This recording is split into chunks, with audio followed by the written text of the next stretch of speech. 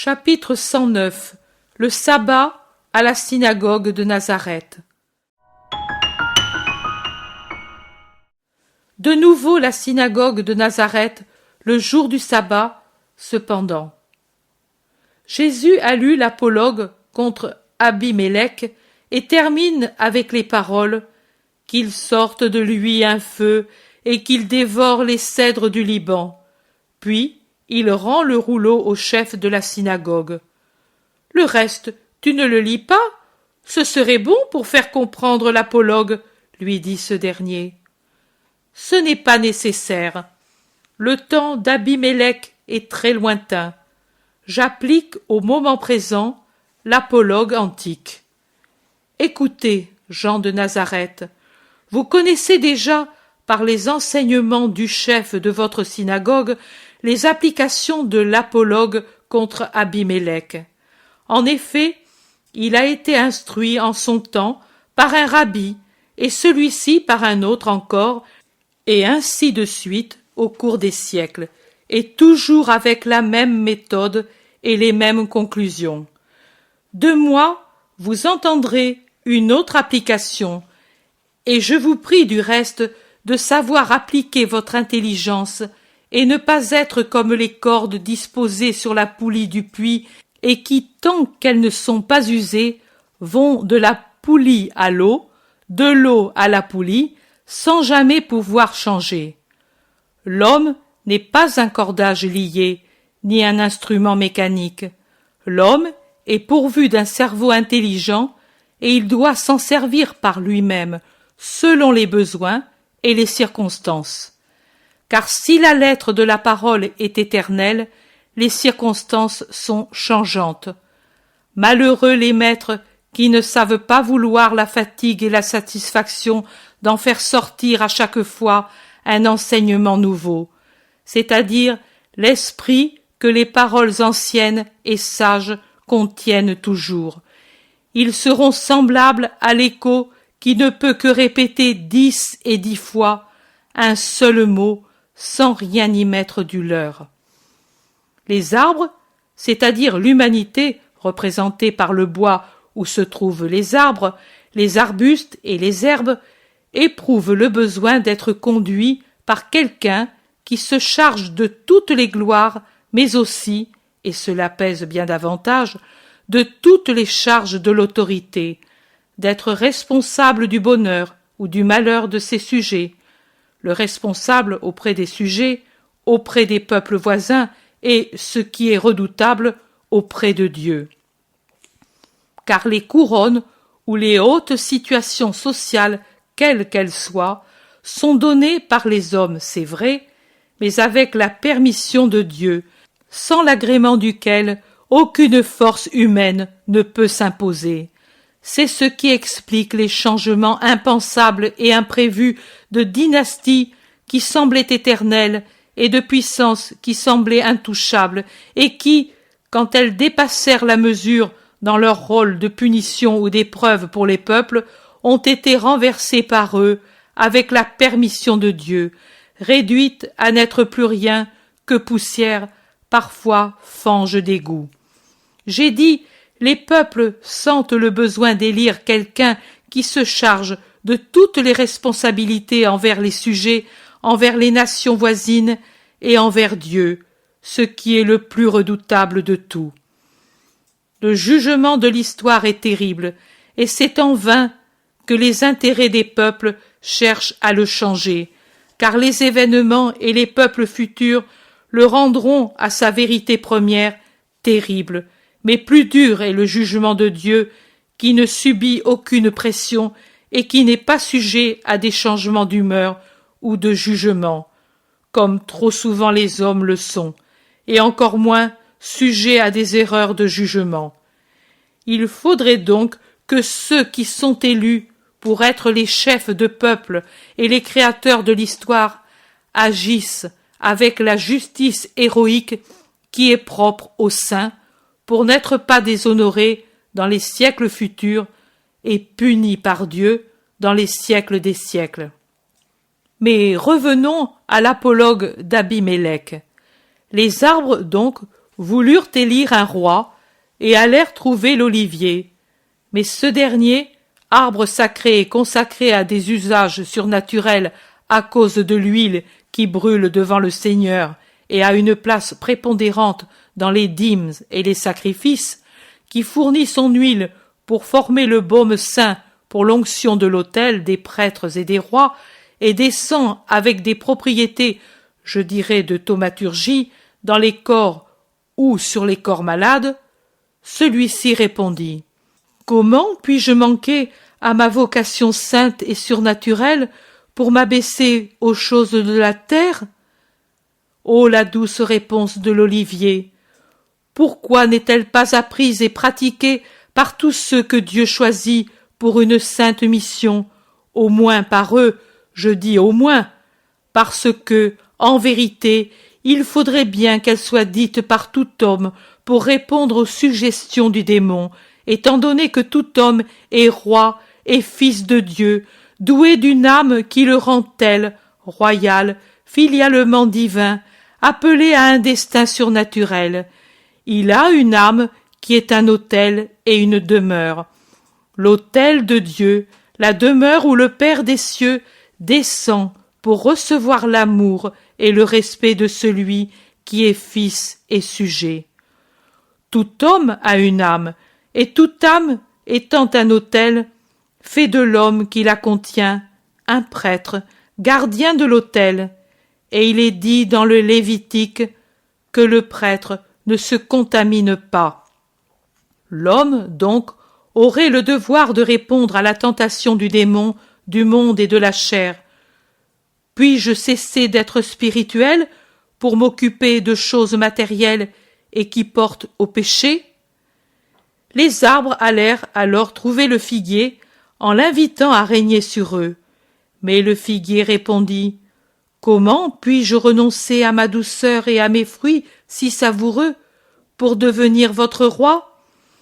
Nombreux sont ceux qui se tournent vers celui qui est doux pour l'avoir comme roi, pas tant par admiration pour sa douceur que parce qu'ils espèrent qu'à force d'être doux, il finira par devenir un roi de comédie duquel on peut attendre tout consentement et avec lequel on peut se permettre toute liberté. Mais la douceur n'est pas la faiblesse, c'est la bonté. Elle est juste, intelligente, ferme.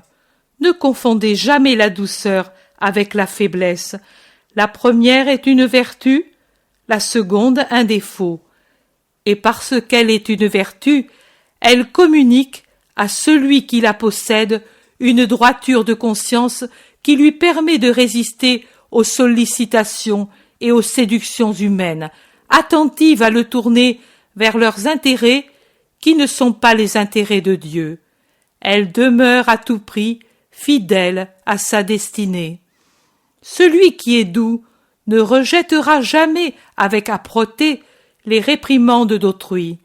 Il ne repoussera jamais avec dureté celui qui le réclame, mais en pardonnant et en souriant, il dira toujours: Frère, laisse-moi à ma douce destinée. Je suis ici pour te consoler et t'aider, mais je ne peux devenir un roi tel que tu l'envisages, parce que je me soucie et me préoccupe d'une seule royauté, pour mon âme et la tienne, de celle de l'esprit. Les arbres allèrent trouver la vigne et lui demandèrent d'être leur roi. Mais la vigne répondit: Comment puis-je, moi, renoncer à être l'allégresse et la force pour devenir votre roi? Être roi, à cause de la responsabilité et des remords, car plus rare que le diamant noir est le roi qui ne pêche pas et ne se crée pas des remords, cela amène toujours à s'obscurcir l'esprit. La puissance séduit tant qu'elle brille de loin comme un phare, mais quand on l'a rejointe, on voit que ce n'est qu'une lumière de luciole et non d'étoile. Et encore, la puissance n'est qu'une force liée par les 1000 cordages des 1000 intérêts qui s'agitent autour d'un roi. intérêt des courtisans, intérêt des alliés, intérêt personnel et de la parenté. Combien de rois se jurent, pendant que l'huile les consacre, moi, je serai impartial. Et ensuite, ils ne savent pas l'être? Comme un arbre puissant qui ne se révolte pas au premier embrassement du lierre tendre ou fin en disant « il est si faible qu'il ne peut me nuire », et même il se plaît à en être enguirlandé et d'en être le protecteur qui le soutient quand il s'élève. Souvent, je pourrais dire toujours, le roi cède au premier embrassement d'un intérêt courtisan, allié, personnel ou de parenté qui se tourne vers lui, et il se plaît à en être un munificent protecteur. C'est si peu de chose, dit-il, quand la conscience lui crie « Gare à toi !» Et il pense que cela ne peut pas lui nuire, ni dans sa puissance, ni dans son renom. L'arbre aussi le croit, mais un jour vient où, branche après branche, croissant en force et en longueur, croissant par sa voracité de sucer la sève du sol et de monter à la conquête de la lumière et du soleil, le lierre embrasse tout entier l'arbre puissant, l'accable, l'étouffe, le tue. Et il était si faible, et lui était si fort. Pour les rois aussi, c'est la même chose. Un premier compromis avec sa propre mission, un premier haussement d'épaule à la voix de la conscience, parce que les louanges sont douces, parce que l'air du protecteur que l'on recherche est agréable. Et il vient un moment où le roi ne règne pas, mais où règnent les intérêts des autres, et il l'emprisonne, le bâillonne jusqu'à l'étouffer, et il le supprime si, devenu plus fort que lui, il voit qu'il n'est pas pressé de mourir. L'homme ordinaire aussi, toujours roi en son esprit, se perd s'il accepte une royauté inférieure par orgueil, par avidité, et il perd sa sérénité spirituelle qui lui vient de l'union avec Dieu. Car le démon, le monde et la chair peuvent donner un pouvoir et une jouissance illusoire, mais aux dépens de l'allégresse spirituelle qui lui vient de l'union avec Dieu. Allégresse et force des pauvres en esprit, vous méritez bien que l'homme sache dire « Et comment puis-je accepter de devenir roi dans mon être inférieur si, en arrivant à m'allier avec vous, je perds la force et la joie intérieure et le ciel et sa royauté vraie ?» Et ils peuvent dire encore, ces bienheureux pauvres en esprit qui ne visent qu'à posséder le royaume des cieux et méprisent toute richesse qui n'est pas ce royaume, et ils peuvent dire aussi « Et comment pourrions-nous en venir à amoindrir notre mission qui est de faire mûrir des sucs fortifiants et porteurs de joie pour cette humanité, notre sœur qui vit dans le désert aride de l'animalité et qui a besoin d'être désaltérée pour ne pas mourir, pour être nourrie de sucs vitaux, comme un enfant privé de nourrice? Nous sommes les nourrices de l'humanité qui a perdu le sein de Dieu, qui erre stérile et malade, qui en arriverait à la mort désespérée, au noir scepticisme, si elle ne nous trouvait pas, nous, qui par le joyeux labeur de ceux qui sont libres de toute attache terrestre, nous ne leur donnions pas la certitude qu'il existe une vie, une joie, une liberté, une paix. Nous ne pouvons renoncer à cette charité pour un intérêt mesquin. Les arbres s'en allèrent alors vers la ronce. Elle ne les repoussa pas, mais leur imposa un pacte sévère. Si vous me voulez pour roi, venez au-dessous de moi. Mais si vous ne voulez pas le faire, après m'avoir élu, je ferai de toute épine un tourment ardent, et je vous brûlerai tous, même les cèdres du Liban. Voici la royauté que pourtant le monde regarde comme vrai. L'humanité corrompue prend la tyrannie et la férocité pour la vraie royauté, alors que l'on considère la douceur et la bonté comme de la sottise et de la bassesse. L'homme ne se soumet pas au bien, mais il se soumet au mal. Il en est séduit et en conséquence, il en est brûlé. C'est l'apologue d'Abimélec. Mais moi, je vous en propose un autre, non pas lointain et pour des faits lointains, mais voisins, présents. Les animaux pensèrent à élire un roi, et comme ils étaient astucieux, pensèrent choisir un animal qui ne leur donnât pas la crainte d'être fort ou féroce. Ils écartèrent donc le lion et tous les félins. Ils déclarèrent ne pas vouloir des aigles à cause de leur bec, ni d'aucun oiseau de proie. Ils se défièrent du cheval qui, grâce à sa rapidité, pouvait les rattraper et voir ce qu'il faisait. Ils se défièrent encore plus de l'âne dont ils connaissaient la patience, mais aussi les subites furies et les puissants sabots. Ils étaient horrifiés à l'idée d'avoir pour roi la guenon parce que trop intelligente et vindicative. Avec l'excuse que le serpent s'était prêté à Satan pour séduire l'homme, ils déclarèrent ne pas en vouloir pour roi, malgré ses couleurs gracieuses et l'élégance de ses mouvements. En réalité, ils n'en voulurent pas, parce qu'ils connaissaient sa marche silencieuse, la grande puissance de ses muscles, l'action redoutable de son venin. Se donner pour roi un taureau ou un autre animal armé de cornes pointues, fi donc, le diable aussi en a, dirent-ils. Mais ils pensaient, si un jour nous nous révoltons, il va nous exterminer avec ses cornes. Après des recherches inutiles, ils virent un agnelet grassouillé et blanc qui gambadait joyeusement dans un pré vert et qui s'alimentait à la mamelle gonflée de sa mère. Il n'avait pas de cornes, mais il avait des yeux doux comme un ciel d'avril.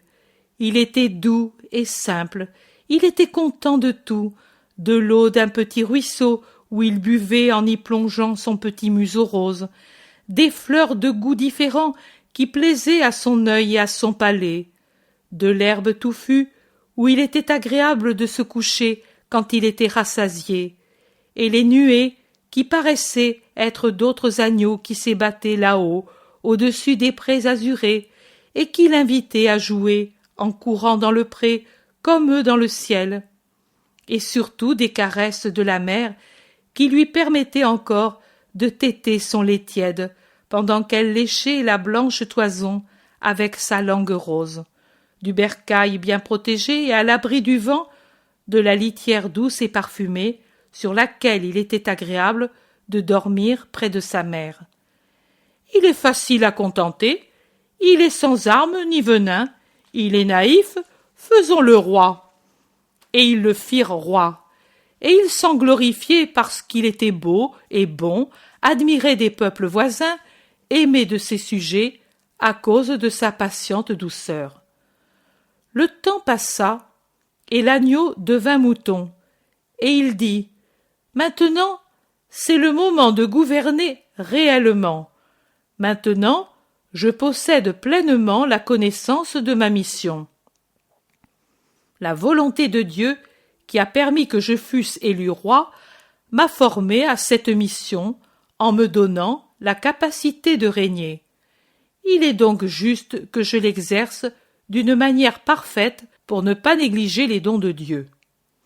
Voyant des sujets qui faisaient des choses contraires à l'honnêteté des mœurs, ou à la charité ou à la douceur, ou à la loyauté, à la tempérance, à l'obéissance, au respect, à la prudence, et ainsi de suite, il éleva la voix pour les réprimander.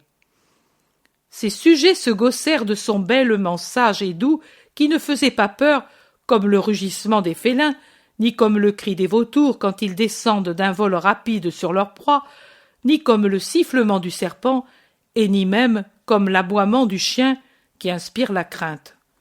L'agneau, devenu mouton, ne se borna pas à bêler, mais il alla trouver les coupables pour les ramener à leur devoir. Mais le serpent se glissa dans ses pattes. L'aigle s'éleva dans les hauteurs en le laissant en plan. Les félins, d'un coup de patte feutrée, le bousculèrent en le menaçant. « Tu vois ce qu'il y a dans notre patte feutrée qui pour l'instant te bouscule seulement ? Les griffes. » Les chevaux et tous les coureurs en général se mirent à courir au galop autour de lui en le tournant en ridicule. Les éléphants massifs et autres pachydermes, d'un coup de museau, le jetèrent çà et là, pendant que les guenons du haut des arbres lui lançaient des projectiles. L'agneau, devenu mouton, finit par s'inquiéter et il dit « Je ne voulais pas me servir de mes cornes ni de ma force, car moi aussi j'ai une force dans ce coup, et on la prendra comme modèle pour abattre les obstacles en temps de guerre. Je ne voulais pas m'en servir, parce que je voulais user d'amour et de persuasion. Mais puisque vous m'attaquez avec ces armes, voilà que je vais user de ma force, parce que, si vous manquez à votre devoir envers moi et envers Dieu, moi, je ne veux pas manquer à mon devoir envers Dieu et envers vous. J'ai été mis à cette place, par vous et par Dieu, pour vous conduire à la justice et au bien.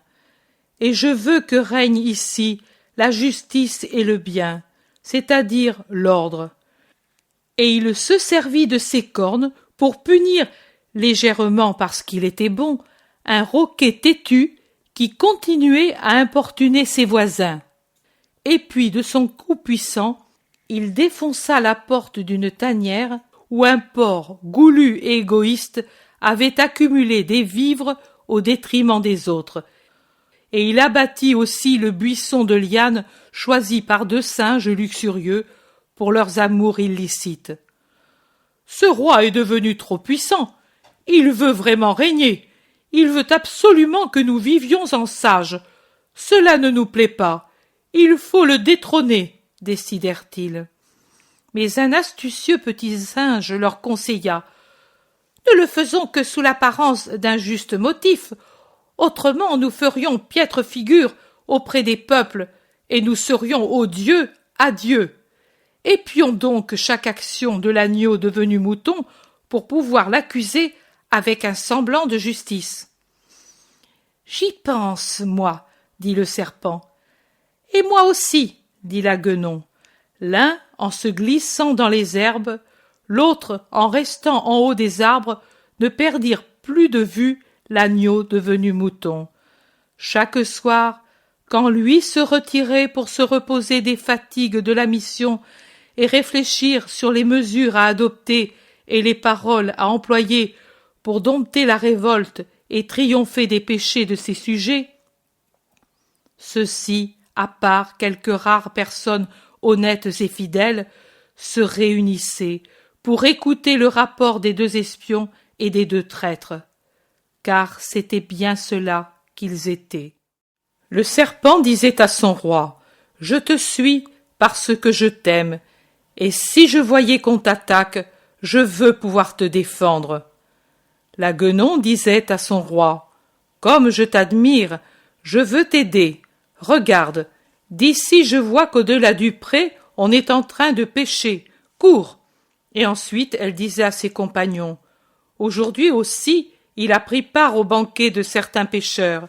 Il a faim d'y aller pour les convertir, mais ensuite, en réalité, il a été complice de leur ripaille. » Et le serpent rapportait, « Il est allé jusqu'en dehors de son peuple, fréquentant les papillons, les mouches et les limaces visqueuses.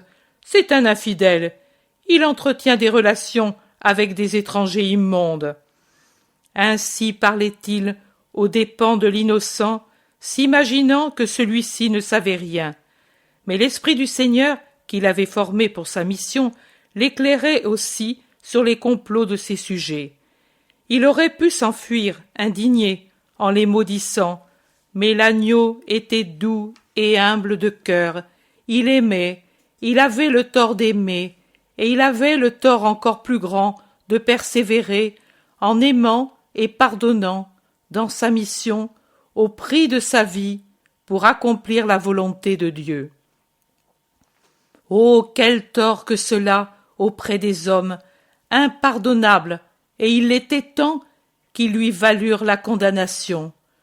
Qu'il soit tué pour qu'on soit délivré de son oppression. Et le serpent se chargea de le tuer parce que le serpent est toujours le traître. C'est le second apologue. À toi de le comprendre, peuple de Nazareth. Quant à moi, à cause de l'amour qui m'attache à toi, je te souhaite d'en rester au moins à l'hostilité et de ne pas aller au-delà. L'amour de la terre où je suis venu tout enfant, où j'ai grandi en vous aimant et en recevant de l'amour, me fait vous dire à vous tous, ne soyez pas plus qu'hostiles. N'agissez pas de façon que l'histoire dise, c'est de Nazareth qu'est venu le traître qui l'a livré, et aussi ses juges iniques. Adieu, soyez droits dans vos jugements et constants dans votre volonté. La première chose pour vous tous, mes concitoyens. La seconde pour ceux d'entre vous qui sont troublés par des pensées qui ne sont pas honnêtes. Je pars. La paix soit avec vous. Et Jésus, au milieu d'un silence pénible, rompu seulement par 2 ou 3 voix qui l'approuvent, sort, triste, la tête baissée, de la synagogue de Nazareth. Il est suivi par les apôtres. Tout à fait en queue sont les fils d'Alphée, et leurs yeux ne sont certainement pas les yeux d'un doux agneau. Ils regardent sévèrement la foule hostile, et Jude Thaddée n'hésite pas à se planter droit en face de son frère Simon et à lui dire « Je croyais avoir un frère plus honnête et ayant plus de caractère. » Simon baisse la tête et se tait, mais l'autre frère, encouragé par les autres de Nazareth, dit « Tu n'as pas honte d'offenser ton frère aîné ?» « Non, j'ai honte de vous tous. Ce n'est pas une marâtre, mais une marâtre dépravée qu'est Nazareth pour le Messie. Écoutez pourtant ma prophétie. Vous pleurerez des larmes, assez pour alimenter une fontaine, mais elles ne suffiront pas à effacer des livres de l'histoire le vrai nom de cette cité et le vôtre. Vous savez lequel? Sottise. Adieu. Jacques ajoute un salut plus large en leur souhaitant la lumière de la sagesse, et ils sortent avec Alphée de Sarah et 2 jeunes garçons. Si je les reconnais bien, ce sont les 2 âniers qui escortèrent les ânes qui avaient servi pour aller à la rencontre de Jeanne de Chouza mourante. La foule, restée interdite, murmure « Mais d'où lui vient tant de sagesse? Et les miracles, d'où en a-t-il le pouvoir? Car pour en faire, il en fait. Toute la Palestine en parle. » N'est-ce pas le fils de Joseph le menuisier? Nous l'avons tous vu, à son établi de Nazareth, faire des tables et des lits et ajuster des roues et des serrures. Il n'est même pas allé à l'école et sa mère seule fut sa maîtresse. Un scandale aussi cela que notre père a critiqué, dit Joseph d'Alphée. Mais tes frères aussi ont terminé l'école avec Marie de Joseph. Et mon père fut faible avec son épouse, répond encore Joseph.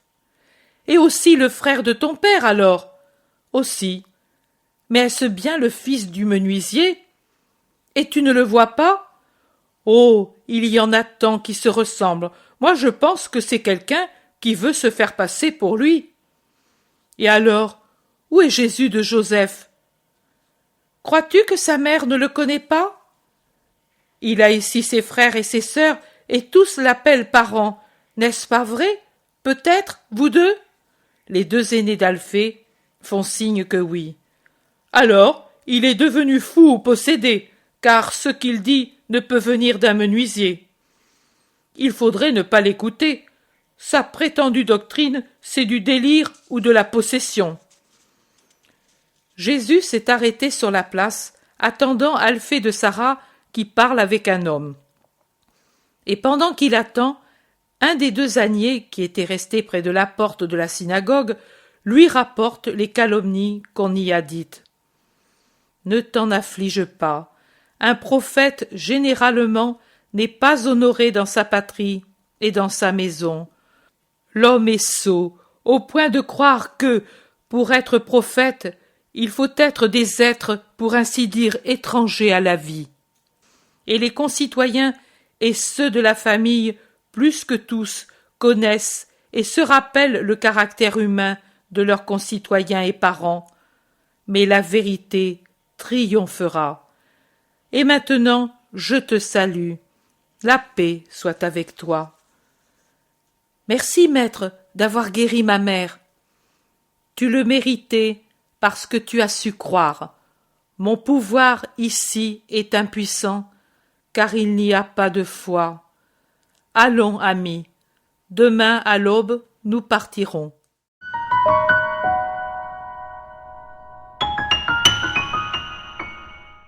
L'intérêt pour les écrits de Maria Valtorta ne cesse de grandir. Et les fruits récoltés, vocation, conversion, sont immenses. Visionnaire de la vie du Christ, de la conception de Marie jusqu'au début de l'Église, sa description des personnages, de leur psychologie, la précision des lieux où ils évoluent, des coutumes et mœurs de l'époque, est proprement sidérante et à ce jour inégalée.